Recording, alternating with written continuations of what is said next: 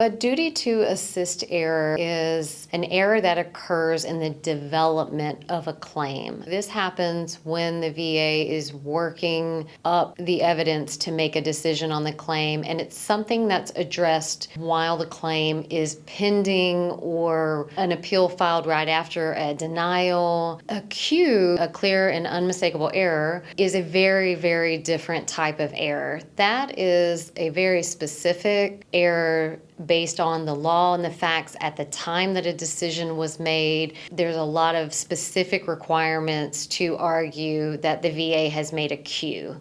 If you're interested in more information on what a Q is, Rachel does a great job explaining that, and that is linked in the description, so definitely take a look at that. But they're very rare. They're very hard to prove. Every now and then we do find one, but it's a different type of thing than a duty to assist error. Duty to assist, these errors happen very frequently. You can imagine all the claims that are submitted to the VA, and the VA is supposed to go and develop these and get all the records and request the exams, and there are so many errors along the way. You may have multiple duty to assist errors before your claim is actually approved. Usually you're able to clear these up at the regional office, talking to someone, submitting some other evidence, and getting that development done. A Q, very likely going up to the board, if not even the court, to try to prove an error of that nature. What could happen if you get them mixed up? If you file for one, but you were supposed to file for another? So filing for a Q at the regional office is an adventure all in of itself.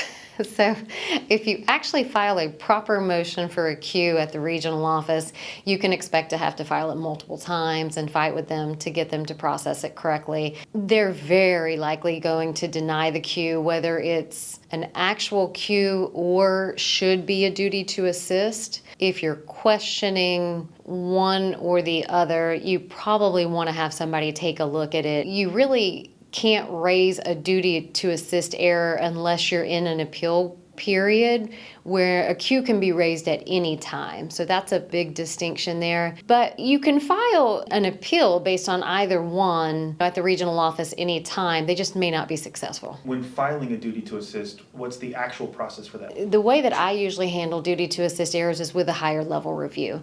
So you get your decision, you realize they did not properly develop for whatever evidence, and then you file the higher level review and you argue to them that they need to go back out and get that evidence, or they need to request that medical opinion.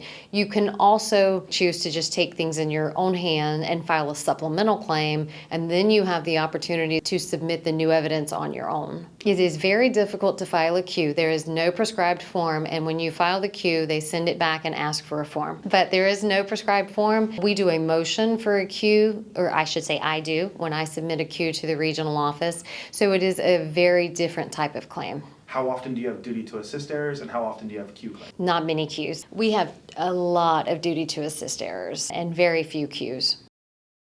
Hey, Nate here, Hill & Ponton's video guy. The video you just watched is expanded on further in this one right here. Learn something more, increase your rating. As Matt always says, knowledge is power. So go ahead,